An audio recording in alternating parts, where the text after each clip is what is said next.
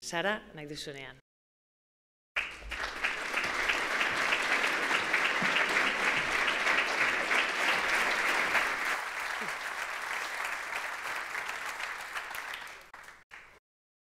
La palabra es lo más importante que tenemos los seres humanos. Mediante las palabras damos forma a nuestra sociedad. Las palabras nos sirven para construir, para convivir, para cooperar. Gracias a las palabras podemos comunicarnos, sentirnos conectados los unos con los otros, expresar lo que sentimos y compartir nuestras ideas. A menudo, en nuestro interior se mezclan pensamientos, emociones e intuiciones difusas a las que nos cuesta ponerles palabras. Esto sucede así especialmente con las experiencias que más nos impactan. El 22 de febrero del año 2000 está grabado en mi memoria en forma de fragmentos de imágenes, sonidos y sensaciones. Todo como en una nebulosa, como una película proyectada a cámara lenta, como si en vez de haberme sucedido a mí le hubiera sucedido a otra persona. Recuerdo sus últimas palabras antes de salir de casa. Hace frío, o yo tengo frío. El estruendo, la columna de humo, un grito en la calle, una bomba. Correr con mi ama escaleras abajo, el corazón en la boca, las sirenas. Mi hermano, el tiempo detenido. La furgoneta de la Archancha. ¿Dónde está? Nos llevan a casa. La vela con la que Aitas había encendido el puro todavía encendida. Los días siguientes también mantienen para mí ese halo de irrealidad que caracteriza las vivencias intensas, abrumadoras, que nos arrollan sin darnos margen para asimilar. Poco a poco, la nebulosa desapareció y fui conectando con la realidad de mi vida cotidiana. Pero durante mucho tiempo mantuve una especie de confusión interior, un malestar que me embargaba y me impedía pensar y sentir con claridad. Los días, meses y años fueron pasando. Mi vida se fue normalizando y yo aprendí a vivir con lo que nos había sucedido. Pero fue cuando tuve que poner en palabras mi vivencia para compartirla con otros, cuando verdaderamente conseguí procesarla, darle un sentido y comprender todo lo que había supuesto para mí. Es difícil encontrar palabras que alcancen a describir lo que desborda el alma, nombrar lo innombrable. Aita no está y ya nunca va a volver. Aita está muerto. Le han matado. Escribir y hablar sobre ello supuso poner una luz en la oscuridad. Reconstruir mi historia, reflexionar sobre ella y encajarla, aliviando en parte el peso que sentía dentro. Pude reconocer y diferenciar los sentimientos de tristeza, rabia, miedo y vergüenza que latían en mi interior, sacándolos de la esfera de lo secreto, permitiéndome sentirlos y hablar de ellos con naturalidad. Traducir en palabras lo que nos sucede es transformador. Cuando ponemos en palabras una experiencia y la relatamos, automáticamente esa experiencia cambia y también nuestra manera de vivenciarla. Una cosa que he descubierto a lo largo de los años al compartir en repetidas ocasiones mi testimonio es que es un proceso que me ha permitido verme de otro modo y en el que siento que estoy en una permanente evolución. Al principio, mi testimonio se parecía más a esa mezcla de pensamientos, emociones, pero poco a poco se fue convirtiendo en una historia, con un comienzo, un proceso y unas conclusiones o aprendizajes. Cada vez que la cuento es diferente, surgen nuevos razonamientos y reflexiones. Mis sentimientos van incorporando matices y yo siento que continúo enriqueciéndome y creciendo. A medida que soy más consciente de lo que me pasa, puedo modular mis creencias, considerar puntos de vista alternativos y relativizar mi propia perspectiva. Poner en palabras lo que nos sucede y exteriorizarlo es, por lo tanto, sanador y enriquecedor para cada uno de nosotros a nivel individual. Pero esto mismo también es extrapolable a nivel social. Hablar de lo que nos ha sucedido, abordarlo, sería liberador y nos ayudaría a dar un significado colectivo a nuestra experiencia. Esto es imprescindible para liberarnos de nuestros fantasmas, de todo el dolor que todavía guardamos dentro, y también para no lastrar a las nuevas generaciones. Los fantasmas en los armarios, los asuntos sin resolver, tarde o temprano surgen y empañan el futuro. Por eso es necesario que las nuevas generaciones que no han vivido lo que hemos vivido nosotros conozcan lo que aquí ha sucedido. No se trata de intoxicar, sino de mostrar una realidad que de una forma u otra les atañe, para que puedan aprender de ella y no repetir los mismos errores.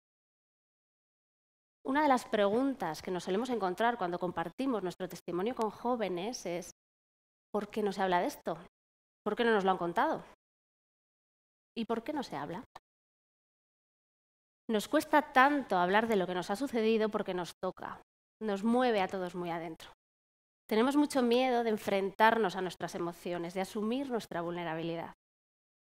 Cuando el miedo o las emociones negativas nos sacuden, a menudo las congelamos para protegernos, para no sufrir. Nos decimos a nosotros mismos, no tenemos miedo, para afianzarnos en una sensación de valentía. Esto sucedió, por ejemplo, tras los atentados de Barcelona y Cambrils del verano pasado. El lema de la manifestación de repulsa fue no tengo miedo.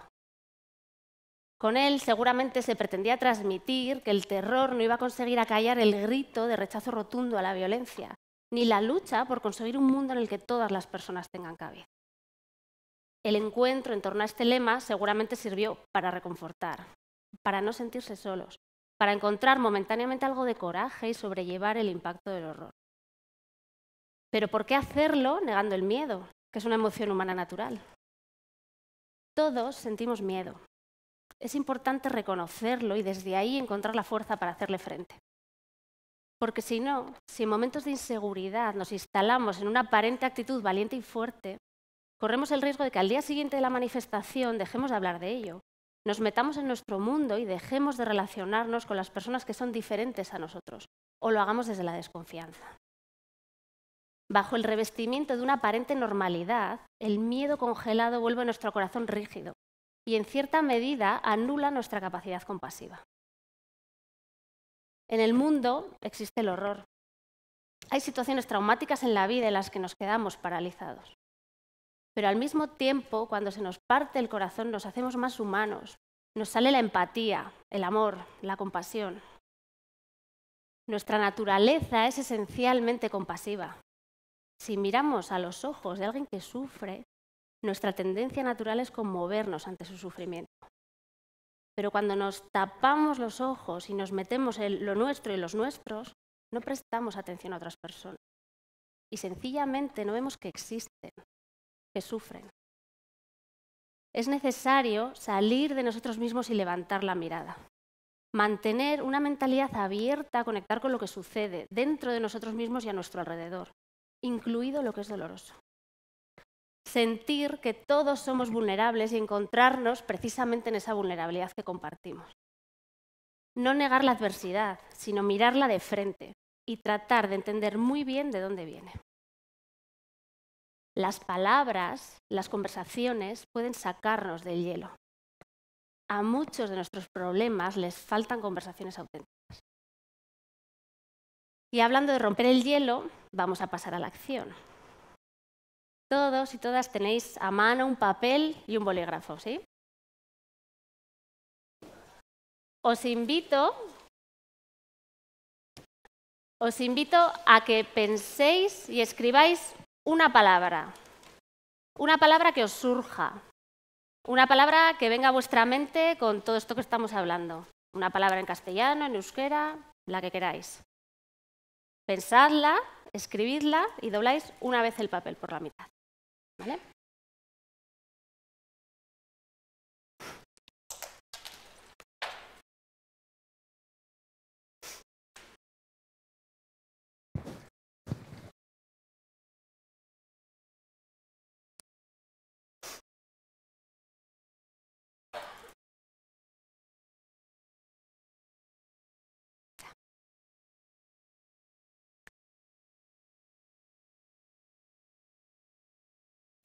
Cuando la tengáis, acordaos de doblar una vez el papel por la mitad y vais pasando los papeles hacia vuestra izquierda de manera que les lleguen todos a las personas que están en los extremos de las filas. ¿Sí? Cuando la tengáis, doblad por favor el papel una vez por la mitad y lo pasáis hacia la izquierda para que le lleguen a las personas que están en los extremos de las filas. y ahora pasarán a recogerlas. Ahondar en el pasado reciente supone salir a la palestra, significarse. Y esto implica asumir un riesgo de ser juzgado, quizás de herir y resultar herido, o de perder apoyos. Como consecuencia, o bien evitamos hablar de ello, o si lo hacemos lo abordamos a un nivel superficial, procurando no resultar muy visibles o no posicionarnos claramente. Hay mucho miedo a hablar con claridad, a llamar a las cosas por su nombre. La muerte de por sí es un tabú, no nos gusta mucho hablar de ella. Menos aún de la muerte violenta, del asesinato. Y menos todavía si nos vemos directamente afectados por esa violencia o si en alguna medida hemos estado involucrados y hemos tenido alguna responsabilidad en ella. Terrorismo, violencia, asesinato. Son palabras que se retraen, que se niegan porque tienen demasiado peso y significado. Hay discursos que se mantienen en el terreno de lo políticamente correcto. Con el uso que hacen del lenguaje tratan de no ofender a nadie, de no herir ninguna sensibilidad. Buscan reunir las distintas perspectivas y obtener la aprobación general. Son discursos que hablan en genérico de los derechos humanos sin aterrizar en las violaciones concretas de derechos humanos que han sucedido aquí en Euskadi a lo largo de varias décadas. Sin embargo, para poder comprender y verdaderamente dar un significado a nuestra experiencia, es necesario bajar al barro, profundizar en la raíz. ¿Qué nos ha pasado? ¿Por qué se ha llegado a esto? No podemos dar por hecho que con un mensaje generalista quien se tenga que dar por aludido lo va a hacer y que todos vamos a coincidir en una mínima interpretación común de lo sucedido. Para poder interpretar lo que se dice, es esencial el contexto. Si no se contextualizan las palabras y los gestos, se genera confusión y no se entiende nada. A veces, en situaciones complejas, hemos llegado incluso a suprimir las palabras. Un ejemplo muy claro de esto fue el último día de la memoria, cuando se optó por hacer un acto simbólico en silencio, sin mensajes, sin palabras. ¿Qué simboliza? ¿Por qué y para qué se hacía? ¿Qué podemos asumir que querían expresar con su presencia las personas que ahí estaban? Lo políticamente correcto llevado al exceso peca de una neutralidad moral que no es aceptable. Ante la barbarie tenemos que tomar partido y posicionarnos claramente. Sin una lectura crítica del pasado no se puede mirar al futuro. La deslegitimación es necesaria para la superación del terrorismo. Solo así podremos construir un sistema de valores sólido para el futuro. Es importante ser cuidadosos, tratar de no hacer daño y buscar soluciones compartidas. Pero en este proceso necesitamos hacer un uso muy preciso de las palabras. El lenguaje ambiguo, la indefinición y el silencio también hieren. Por otro lado, hay quienes utilizan deliberadamente las palabras para camuflar una realidad que les incomoda, para evitar que se tome conciencia de su crudeza o incluso como estrategia de manipulación para desorientar y evadir sus responsabilidades. Me produce un profundo hastío y una gran desazón continuar escuchando referencias al conflicto en el que todos estamos inmersos y del que todos somos víctimas. Oír hablar de las múltiples violencias y los múltiples sufrimientos. Escuchar mensajes generalistas de rechazo de la violencia o de reconocimiento de todas las víctimas por parte de personas que son incapaces de expresar con claridad esos mismos mensajes si se refieren específicamente a la violencia de ETA. Ante este tipo de discursos os invito a preguntaros, ¿qué es lo que dicen y qué es lo que no dicen? Lo que supuestamente dicen no podrían decirlo de una forma más clara. Hay palabras de mucho peso de las que se hacen distintas interpretaciones, pudiendo utilizarse al mismo tiempo para expresar y defender una idea y la contraria.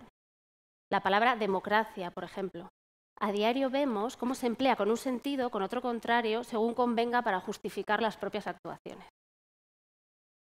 Hay palabras que se estiran, utilizándolas para referirse a múltiples y variadas situaciones, y de tanto que se pretende abarcar con ellas se desvirtúan. Por ejemplo, hay una tendencia a emplear la palabra terrorismo para referirse a distintas situaciones de victimación, desde la violencia machista a los abusos policiales.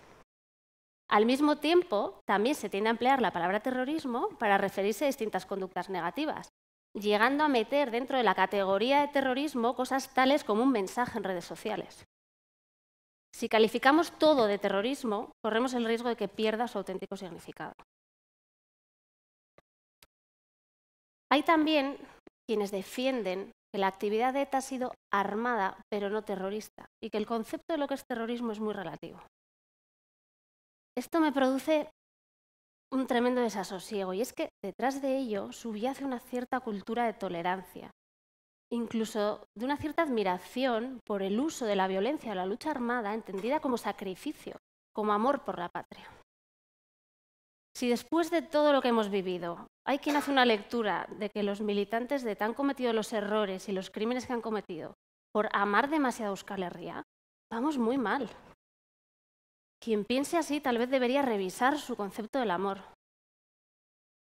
Frente a esta visión del patriotismo, yo reivindico la bandera de la no violencia, que en ningún caso puede ser vista como signo de cobardía, sumisión o abandono, sino como una fuerza de espíritu que impulsa a luchar contra las injusticias, pero lo hace desde una conciencia moral que impide priorizar los intereses personales sobre la dignidad y los derechos humanos de otros seres humanos, aunque se consideren enemigos.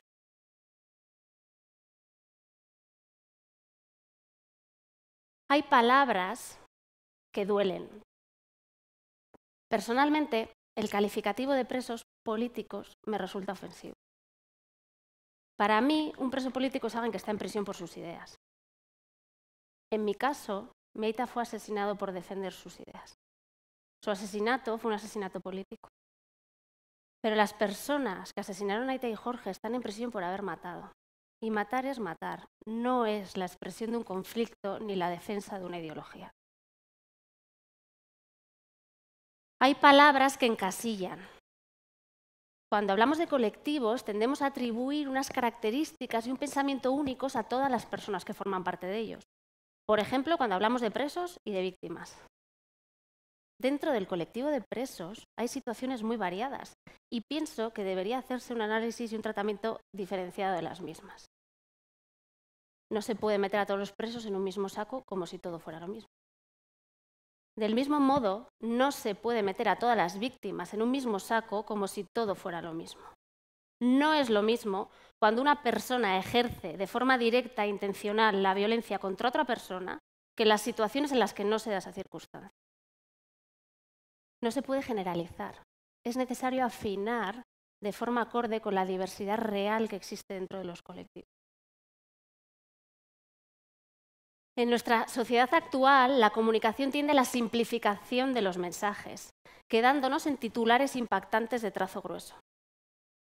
Sin embargo, la realidad que hemos vivido en Euskadi es compleja, como también es complejo el reto de construir nuestra convivencia y nuestro futuro.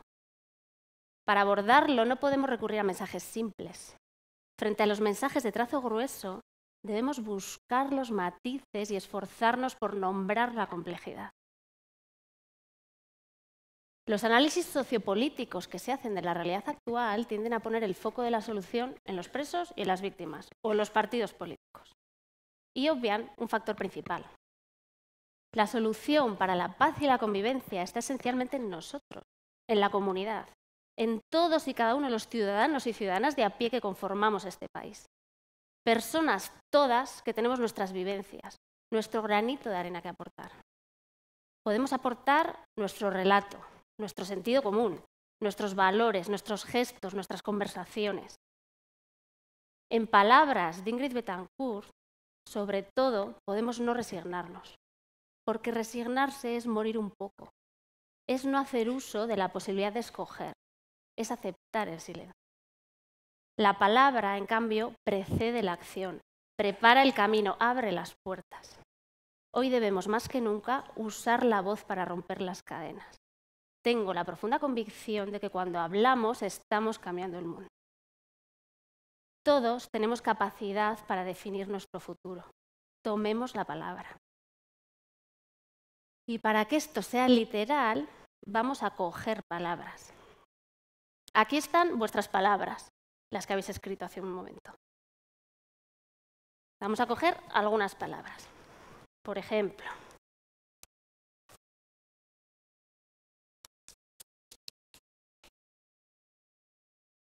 condolencia, doler con.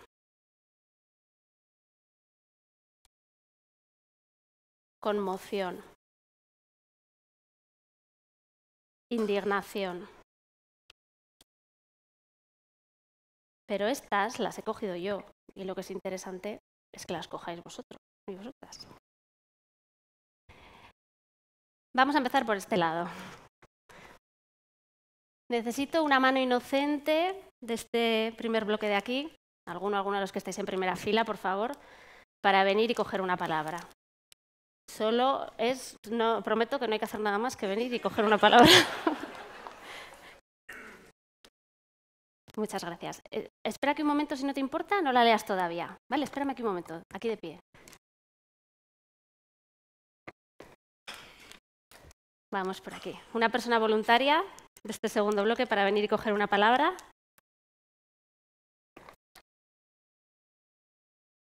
Gracias.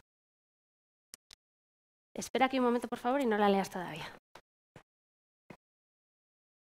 Por aquí. ¿Alguna persona voluntaria para coger una palabra? Es que recasco. Espera aquí un momentito, por favor. Gracias. Y por último, alguien de este último bloque que se preste voluntario para ser mano inocente. Muchas gracias. Bueno, pues vamos a empezar por aquí, que estamos más cerca. ¿Puedes leer, por favor, tu palabra? Uy. Ahora os la voy a escribir. Me tiembla un poco el pulso. Juntos. Estupendo, gracias. ¿Cuál es tu palabra? Es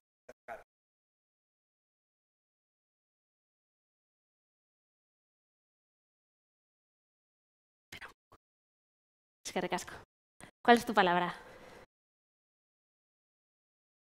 Sanar.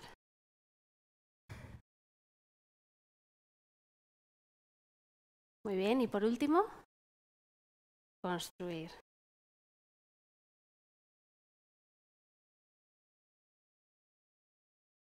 Pues muchas gracias a los cuatro, podéis sentaros.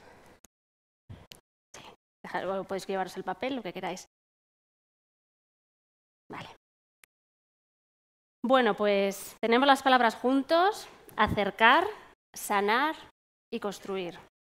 Con vuestro permiso, me voy a tomar la licencia de unirlas en una frase, ¿vale? A ver si nos parece bien. A ver, podría ser...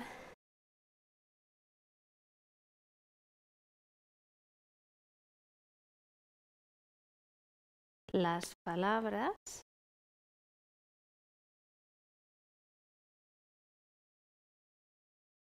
pueden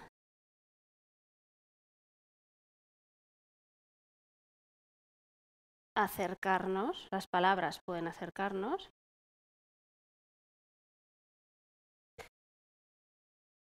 y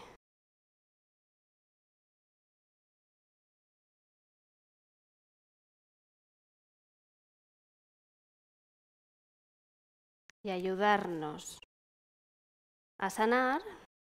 Las palabras pueden acercarnos y ayudarnos a sanar.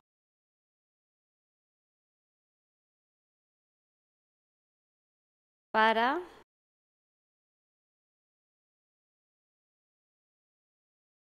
construir juntos. Las palabras pueden acercarnos y ayudarnos a sanar para construir juntos. ¿Qué os parece? Está bien, ¿no? Una idea potente. Interesante. Siguiendo las reflexiones de la lingüista argentina Paola Salerno, el lenguaje es como un cofre. Cuando hablamos, lo abrimos y elegimos qué palabras usar.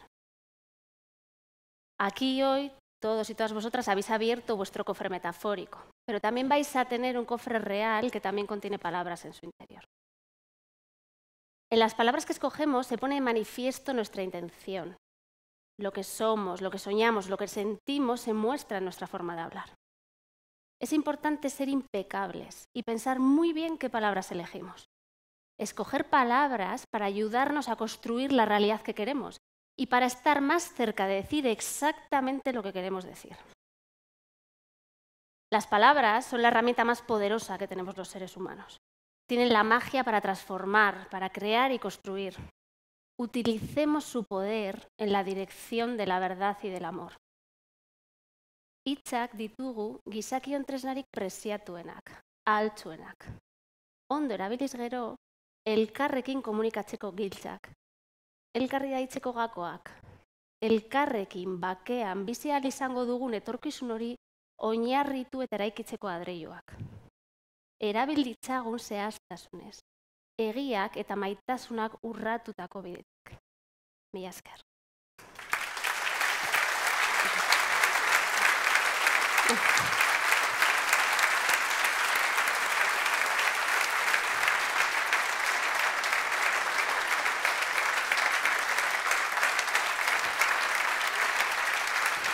Por